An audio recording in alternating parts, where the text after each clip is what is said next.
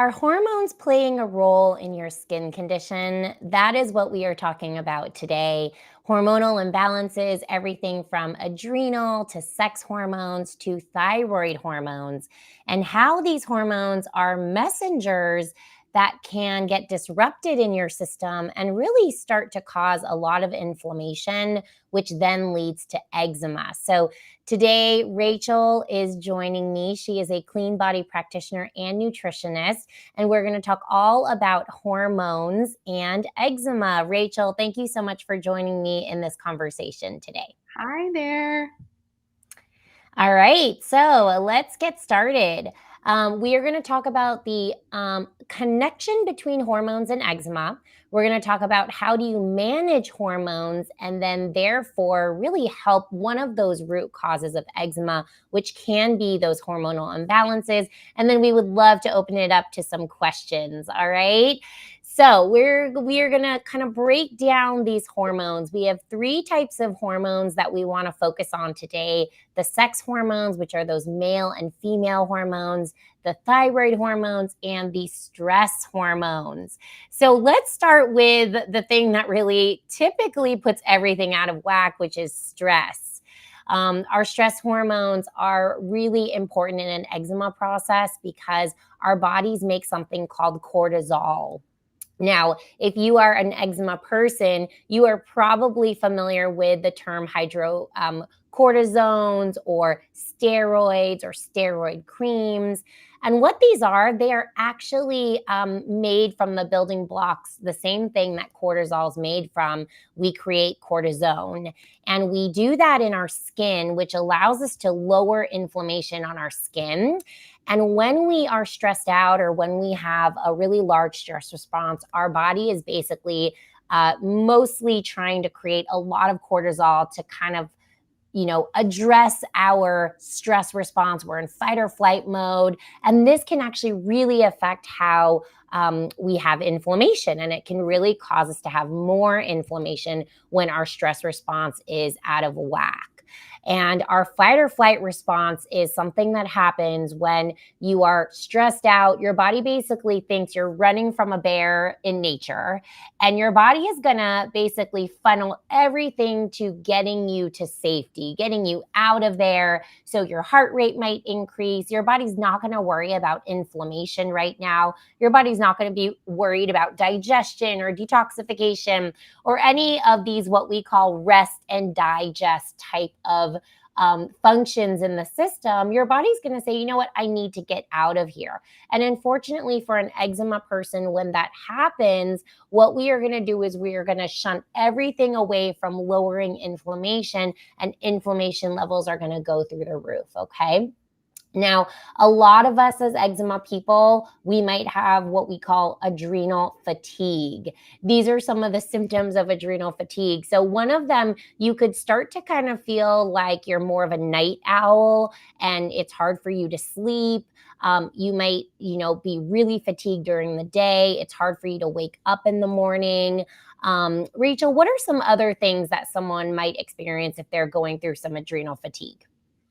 Yeah, the classic phrase that I always use is you feel wired and tired.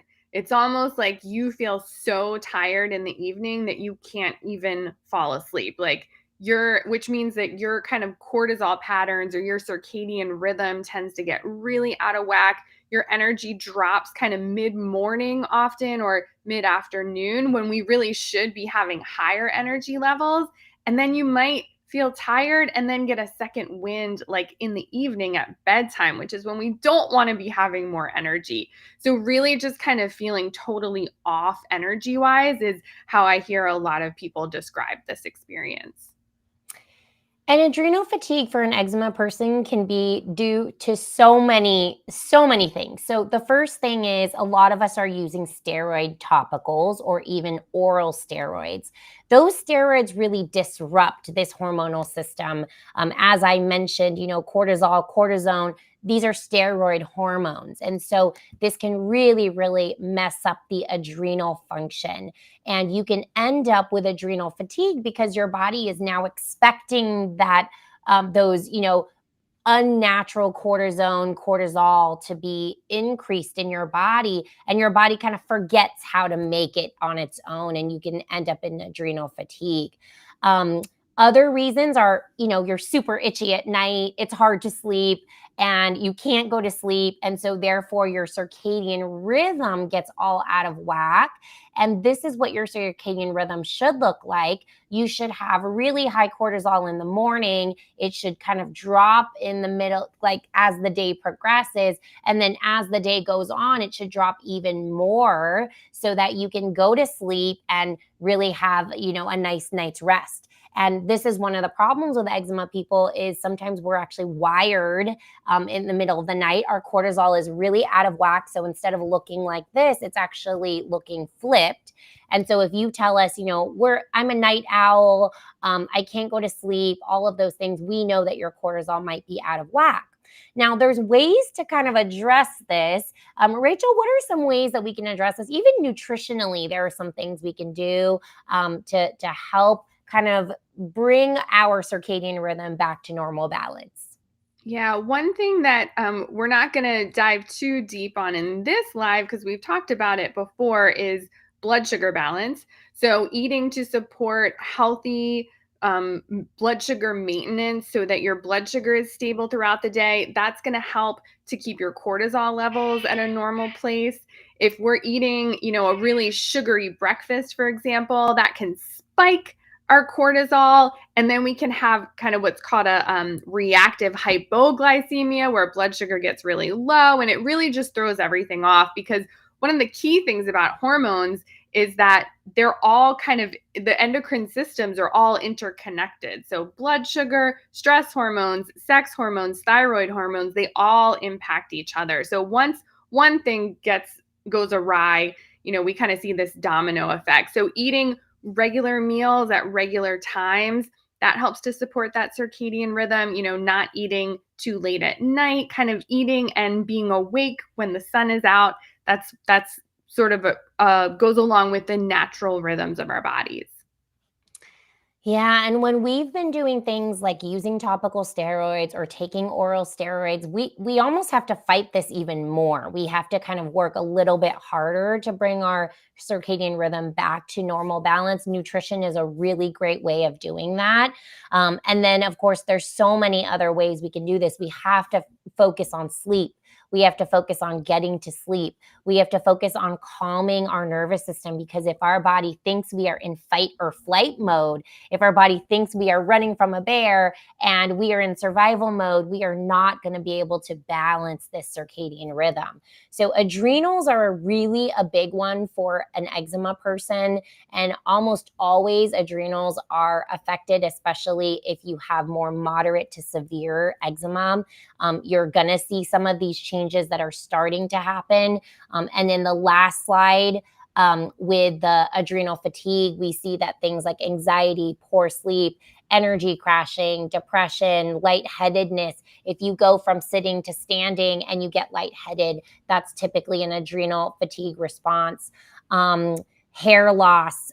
If you are relying on caffeine, if you need caffeine to get through your day, this is a sign that your adrenals might be fatigued. If you're having a lot of weight gain, if you're craving a lot of carbs, and if you're craving salt, that's another one too. So these are all signs. Now, if we get those adrenals working, you may actually start to make the cortisol well and the cortisone. So this is your natural way of kind of, like we're using topical steroids. Instead, let's try to do this naturally by actually supporting our body's ability to make the cortisones on our skin, so that we can then lower the inflammation naturally. And you might be really affecting that natural process of lowering inflammation.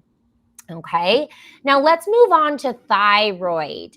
Um, uh, Rachel, why don't you tell us a little bit about what the thyroid organ is? What does it do for our bodies? And it has to do a little bit with nutrition because it helps us with metabolism and things like that. So tell us Yeah. about thyroid.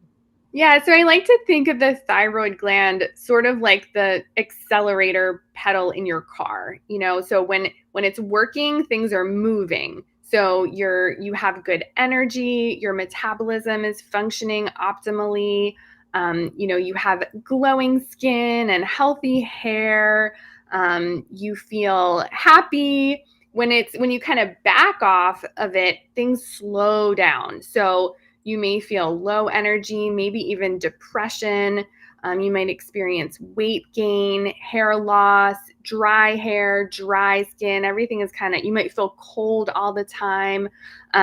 So those are kind of the two extremes. And when the thyroid is functioning optimally, we're somewhere in between, right? We're feeling good. And the thyroid, why does it become imbalanced? I actually think nutrition does play a role here. And one of the things to consider is iodine deficiency. Can you tell us a little bit about how iodine is something that can be at the root cause of thyroid? Yeah, so we need iodine. There are a couple different thyroid hormones in the body. We need iodine to convert the inactive form of thyroid hormone into the active form of thyroid hormone that actually, has these actions in the body.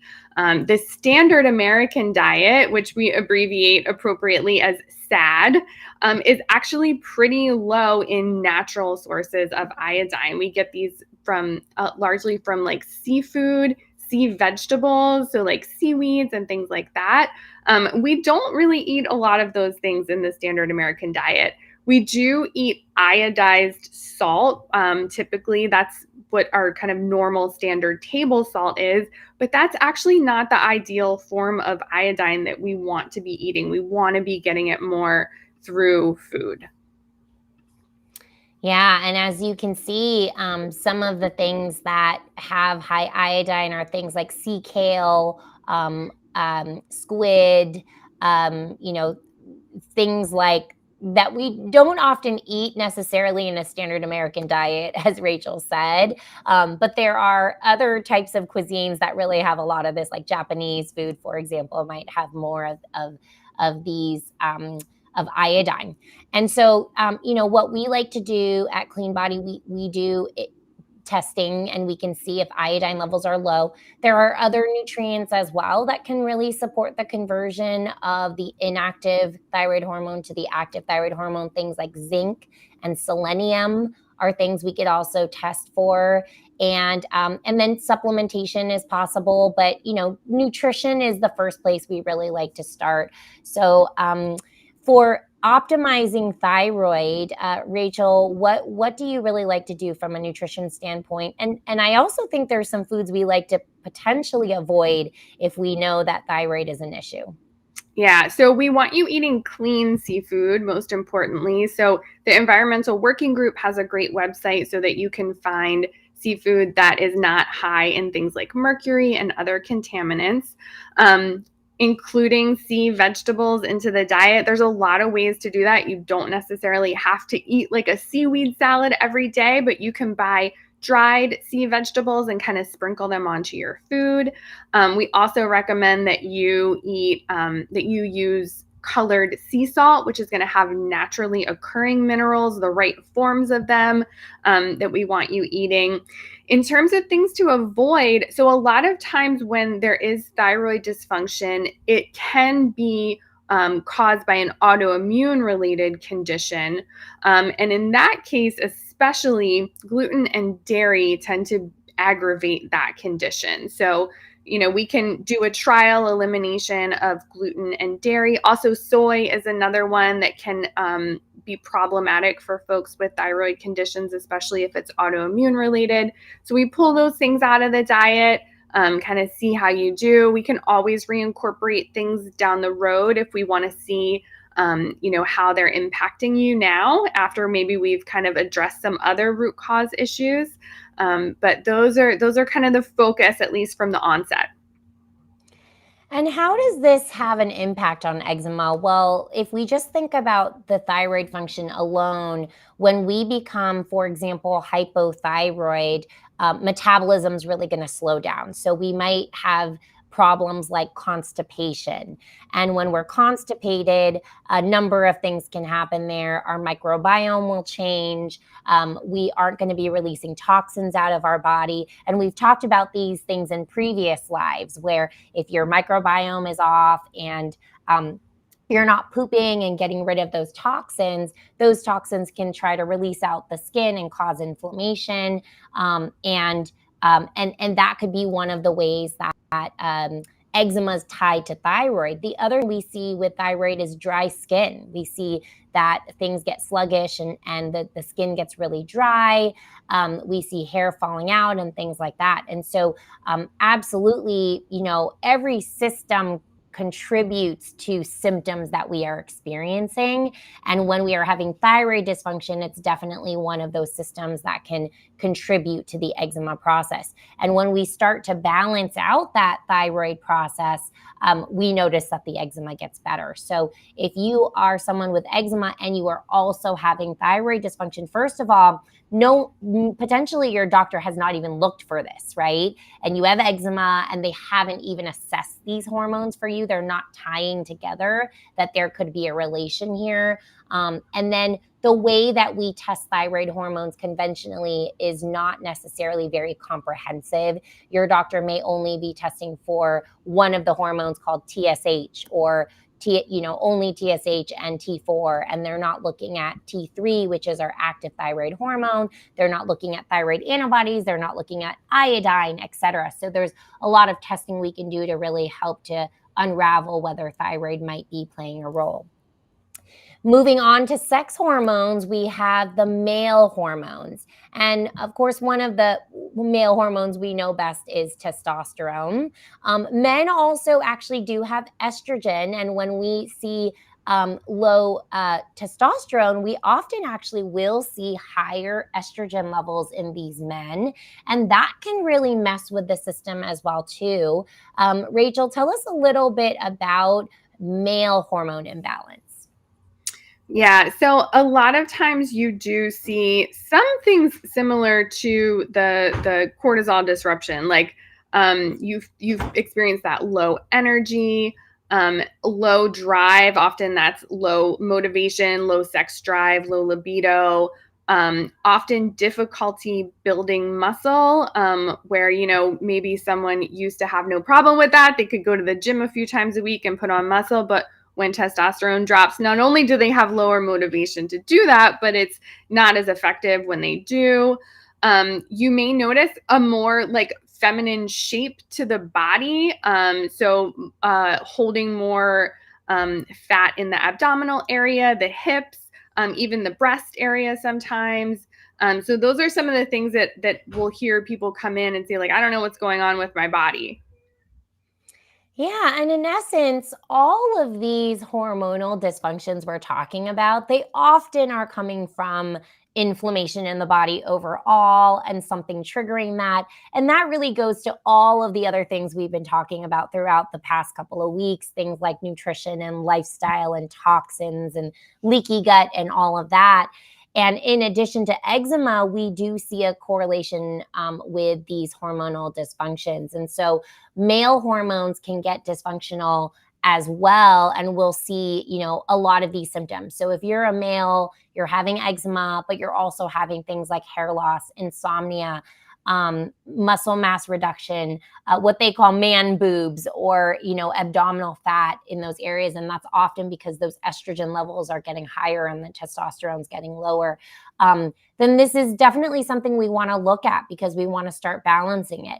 Now, some of the ways to balance the testosterone are actually the same ways that we address eczema. So we kind of hit all the birds with one stone when we address good nutrition and good lifestyle. But these things can all be really correlated with the eczema process as well. And then, female hormones are where I want to end, because the female system is a bit, complicated, because we do have our menstrual cycle. We have a cycle that happens throughout the month. And often if we have eczema, we do notice that the eczema symptoms can increase during different parts of our menstrual cycle. And then, of course, we have menopause and perimenopause. And as women, we go through a lot of different changes to our hormones. And every change to our hormone can cause changes to all the other hormones, which then causes changes to all our inflammation, what we're craving, and all of that. So, Rachel, break down for us the cycle of a female. Yeah, so we tend to think of like we have our periods, we're bleeding for a few days, and then nothing happens until we have our periods again. And we're very focused on that phase of our cycle because it tends to be the most disruptive. It's the one that we really have to pay attention to. But there are actually changes happening throughout the entire approximately monthly cycle.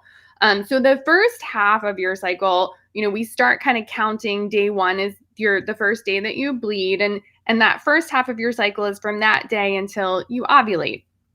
Often that is when you feel, after your period ends, you feel the most energy pre-ovulation. You feel really good. You feel like your skin is glowing. Then ovulation happens at that midpoint in the cycle. And things kind of, for a lot of women, kind of go downhill from there. That's when we start experiencing maybe some PMS symptoms. We feel more low energy, more inflammation, um, sometimes insomnia, cravings, sugar cravings, different types of food cravings, and sometimes higher appetite in there too. And that's all a result of the different hormonal shifts that happen. Those are pretty complex. Mainly estrogen and progesterone are shifting, and that's often what's driving the way that we're feeling.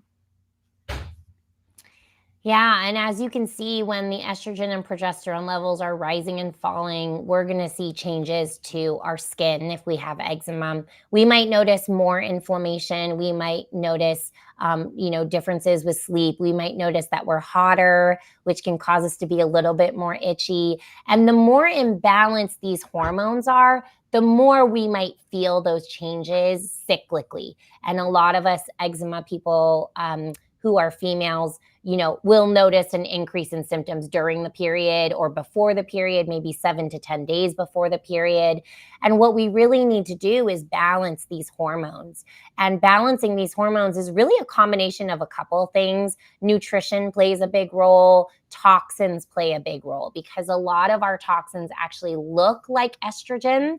And so they can really disrupt the system and cause imbalances in the system. So, going back to our root causes of eczema, nutrition is a big one, and then toxic burden is a big one. And so the more toxins you have and the more imbalanced your nutrition and lifestyle are, you're going to see more of that, of a imbalance in these hormones. And this is something we can test for. So we like to test around day 21. It's about 7 days before your period if you have a 28-day cycle. That's really important. If you go to a conventional doctor, they may actually just ask for like a hormone test, but not on a specific schedule. And that kind of, as you can see, there's so many variations depending on when you actually collect the labs as to what your hormones look like at the various points of your cycle, that we actually really need to know when it was that you did that test in relation to your cycle. And so we like to look at that. If we see a very big difference between, let's say, the estrogen levels and the progesterone levels, we call that estrogen dominance, where there's too much estrogen compared to progesterone. We might see things like high testosterone in a female. We might see things like high estrogen in a male, as we were speaking about before. So these are really great tests because they can help us to understand what those root causes are that might be causing the overall inflammation in the body, and hormones are one of those things. Someone is asking, can this also be applied to rosacea? Honestly, the information we're talking about can be applied to every skin disease that's out there. The hormones play such a big role overall in our inflammatory conditions. And that, with skin, that's a really big deal. So, and rosacea, I would say, definitely hormones are playing a role. And if you're a female, we see that that's a big root cause as well. So, so something to really think about is get tested. All right. And so, how do you know if you have female imbalances? Well, first of all, we kind of think as a society that we are supposed to have a lot of symptoms during our period. We're supposed to be moody, and it's something that people just joke about. But to be honest, once I healed myself and I got really clean, it's like I don't even know my period's coming. I don't have symptoms. It's really quite amazing. I don't get cramps. I mean, I don't get headaches. I don't get moody. I have friends who tell me that, every month, like their husbands are like, oh my gosh, I know you're going to get moody during this time. And I asked my husband, does that happen to me? And he's like, no, it doesn't. So, if we're really balanced, we will have variations in our energy and how we feel emotionally. That's natural. But to kind of the imbalance part where you feel really moody, really irritable, you get headaches and cramps and things like that, it's actually not necessarily normal. Rachel, would you agree with that? That, if we have like a nice normal period without symptoms, it just kind of goes through. And yes, we do have those ups and downs where, when we have a lot of hormones in us, we're going to feel more charged and more energized, and that can be normal. But the imbalance part is if you're feeling really irritable, really moody, etc. Would you agree with that, Rachel? Yeah, definitely. And there's a way to be in tune with your cycle and kind of know that, okay, I know during the first half of my cycle, I'm going to feel maybe more social, and I'm going to, schedule my social activities or my events or my public speaking engagements during that time. And during my second half, I'm going to, I might slow my workouts down a little bit and just, do more of that like self care type stuff. So it's not abnormal, but like we want to tune into that and we can honor it. And the more that we just kind of honor it in a way that, okay, this just feels like my natural rhythm, that's really, really healthy. Absolutely. And then, there are dysfunctional things that are beyond the PMS and the irritability and the cramping and things like that. Things like PCOS, where you're actually developing cysts in your ovaries, things like fibroids. And those are not separate from your eczema condition. We need to actually address the body holistically. And so, in order to actually treat eczema, we do have to address PCOS. We do have to address fibroids. We cannot ignore those or separate them as we kind of do in conventional medicine, where you go to see an endocrinologist and then you see a dermatologist. They're all actually connected. And so these are things that we have to pay attention to if they are present.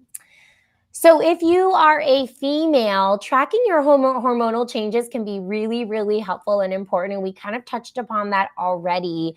But Rachel, what are some really great resources you have for this? I like to use the app called Flow, FLO, and it's really important for me, for every female, to track your cycle, because it's important for you. And then if we're working with you, for us to understand what your cycle is, what the ebbs and flows of your cycle are, whether there are imbalances. Rachel, do you have any recommendations here for tracking these hormonal changes? Yeah, I love an app called Natural Cycles. There's also an older one called Fertility Friend. It looks a little more dated, but I like it. It's a solid app. There's tons of apps out there, so I would recommend kind of download one or two, track in there, and just kind of see which one works best for you. Yep. And there are things that will happen during your cycle, things like temperature changes that you could track if that's something you are interested in, especially for fertility. There are changes to your emotions, as we spoke about. There are changes to your energy levels. And again, a lot of those can be normal, so they don't need to be abnormal. But when they are abnormal is when it's really affecting your daily life. And that's when we really need to understand, okay, why is it abnormal? Stress is really important, as I mentioned, in terms of running away from a bear and feeling like you're in survival mode. Unfortunately, most of us feel like that all day long in today's world. And we need to really manage this stress. And with eczema, this is especially important because adrenals and cortisol are a big thing that are usually off, often because of those topical steroids, but also just because you're not sleeping well, etc. So really learning and creating tools for yourself to really lower and manage stress is really important. Rachel, what does eating a balanced diet to support hormones look like? Yeah, so a couple things we mentioned kind of meal timing. So eating in a predictable way so that your body knows when food is coming. You're not going too long before your next meal, but you're also not just grazing and snacking throughout the day. Um, Also, making sure that your plate is balanced so you're getting healthy amounts of proteins, carbs, healthy fats, really eating a rainbow of different colored vegetables and fruits. That's going to make sure that you're getting the full spectrum of nutrients from your food. And really, for hormone health, I really, really emphasize lots and lots of fiber and water, because what we haven't really touched on is that after your body uses hormones, it needs to metabolize and excrete the stuff that it doesn't need anymore. And often when we are not pooping regularly, when we're not sweating, when we're not, working out and breathing, and if we're not drinking enough water and urinating enough, we're going to get backed up, and we're going to be holding on to those things that we should be excreting, kind of recirculating them in the body. And that can actually be one of the biggest root causes of hormone dysfunction. So, eating to make sure that we are pooping, especially, is like one of our number one goals with our clients. And then finally, getting tested for hormonal imbalances. And as we mentioned, sometimes your conventional doctor isn't necessarily doing this in a comprehensive fashion. If you are seeing your, PCP, your PCP might run a TSH, a T4. They tend to not run the sex hormones unless you're seeing kind of a specialized doctor. And for us at Clean Body, we think this is actually part of your initial assessment. We need to understand what your hormones are doing because they are the messengers of your body. And if they're not sending the right messages, things are going to go awry.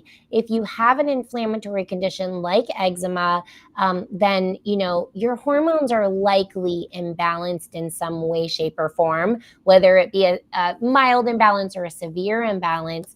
But it's important that we understand that. And so getting your hormones tested is important. We can do that via blood. We can do it via saliva. We can do it via urine. There's lots of different ways to do it, depending on, what we're looking for. But a comprehensive and I would say a functional approach is really important. And then not just looking at the hormones, but there are other things that we want to look at that actually affect the hormones. One of those things is toxins. So getting a toxin test can be really helpful to understand those endocrine disruptors, which means that hormone disruptors, which a lot of these toxins, again, look like estrogen, and they look like things that, kind of affect our hormones. And they can really disrupt the hormonal systems. And then, nutrients can be really important. They act as cofactors to our hormones. So, Rachel, what kind of cofactors could we test for potentially in a hormonal system? Yeah, so some of the functional tests allow us to look at a lot more nutrients than just like your standard blood test would. You may have gotten a standard blood test and seen things like calcium, sodium, potassium in there. That's not giving us much information really about your nutrient status. So there's lots of functional labs that we can do for really like a wide range of nutrients. I love looking at B vitamin status, amino acid status. These can give us a lot of information about, what could be going on with your energy levels, what could be going on with your thyroid too.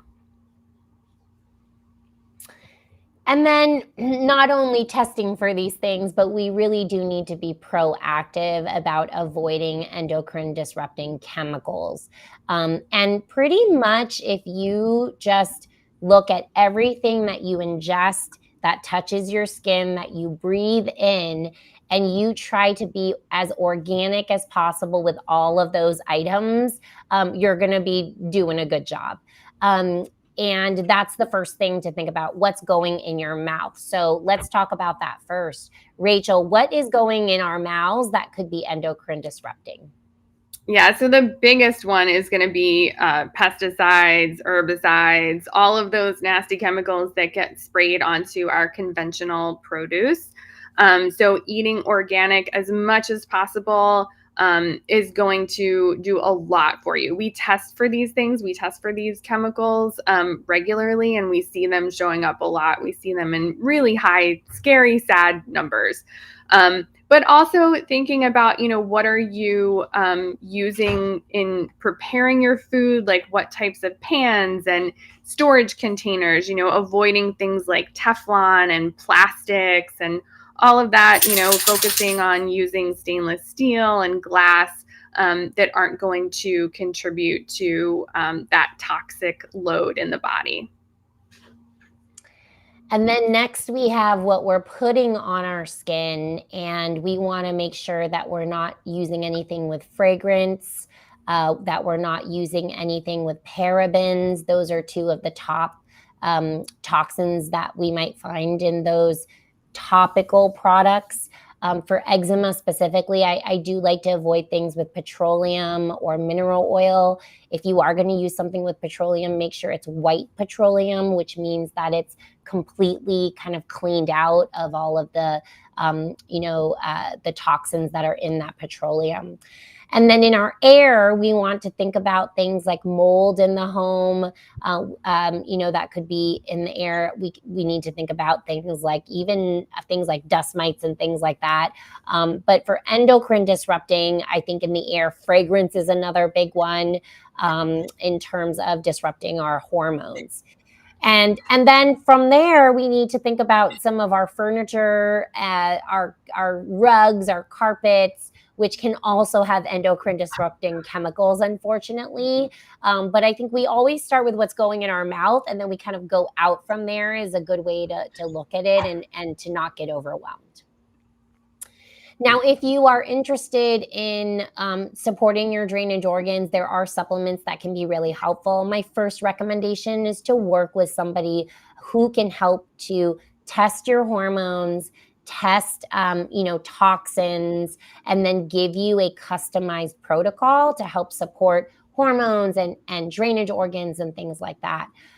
But if you are interested in kind of understanding what supplements may be helpful, we do have a clean skin drainage kit.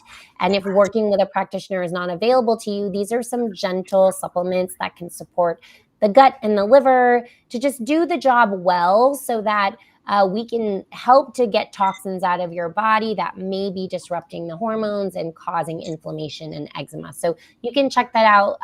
Click the link in my bio, the free eczema tools, and go to the additional eczema tools link, and then you'll see the link there.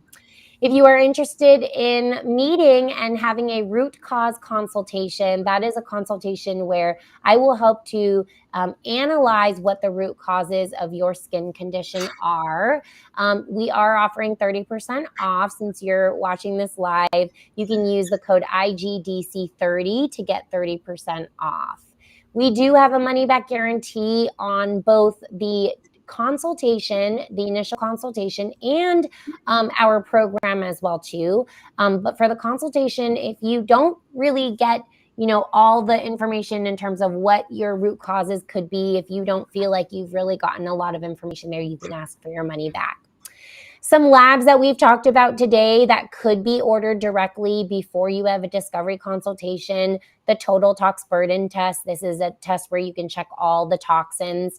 We do also have a health span assessment that does cover the hormones as well. But these are things that, you could order them first before you do a consultation, but sometimes it is better to actually just start working with somebody so that we can really understand what labs are best for you. Okay. All right. I would love to open it up to some questions now. We are talking today about hormones and eczema. We've talked about thyroid, sex hormones, and adrenal hormones, and how these can really have an effect and be a root cause of your eczema. So please go ahead and type into the comments box here and ask us any questions. We are happy to answer any and all questions. Please remember that all of this information is for educational purposes only. If you do want medical or nutritional advice, please consider booking a consultation with us and using this code right here for 30% off. Okay. All right. So let's see what questions we have. Again, we're talking about hormones and eczema. How long does it take after stopping steroids for things to get better? Okay, so for this question, this can be different for everyone, first of all. And it depends how long you've been using the steroids. It depends how strong those steroids are. It depends on if you've had oral steroids or just topical steroids in terms of how much it's going to affect your body. What's the problem here is whether you're absorbing systemically those steroids into your system and whether that's causing a disruption of your hormonal system. And again, that could affect not only the adrenal system, but the sex hormones and the thyroid hormones as well too. And there have been some people who have dealt with TSW, which is topical steroid withdrawal, for years and years and years. And the sooner you get to addressing the root causes of why you have the hormonal imbalance and why you have the eczema in the first place, the faster this process will be. In my practice, the fastest this has ever been, if somebody had topical steroid withdrawal, is about 3 to 4 months. It takes about 3 months for the body to shift when you start to make changes. So depending on when someone starts this, the sooner they get started with their nutrition and their lifestyle changes, the supplements to support the adrenals, etc., the faster this process can be. Okay. All right. Other questions that anybody has? And again, someone asked, can this info be applied to rosacea? Yes, it can be applied to basically all skin conditions and really all chronic disease. A lot of that can be related to hormonal imbalances. And sometimes we're just not even looking in this direction. So, that's why we at Clean Body, we like to really do this as part of our initial assessment. We call it the Clean Body Assessment. When we initially work with somebody, we like to really run a gamut of labs so that we can really understand if hormones are imbalanced, are nutritional deficiencies present, are there food sensitivities, is there gut dysfunction, is there toxic overload. We like to run tests to just kind of answer all of the above, check off all those boxes and say, okay, these are the boxes we really need to focus on. And for eczema, hormones are often there. So, Rachel, is there any last words you would like to say? Any last advice you would like to give to anybody who might be experiencing eczema, but maybe now thinks that maybe they also have hormonal imbalance? Yeah, I would say if you're female, definitely start tracking your cycle. If you're not already doing that, that can give you some key insights about what might be going on. And I think when it comes to hormones, because they can be really complicated, I almost always recommend, working with a practitioner who's qualified to order, functional lab testing so it's really thorough, and give you recommendations based on that assessment. Great. I love it. Yes. So if you again are interested in working with us, definitely consider booking a root cause consultation with us. Use the code IGDC30 to get 30% off. And if you are interested in just kind of diving into this and reading more about it, we did release a blog today. So go to the link in my bio and click blog, and you can read this blog if you want to access that information that way. And we will be here next week talking about another topic. If you guys have topics you want us to cover on these weekly lunch and learns, let us know, DM me, and we're happy to cover those topics. Okay. Thank you, Rachel.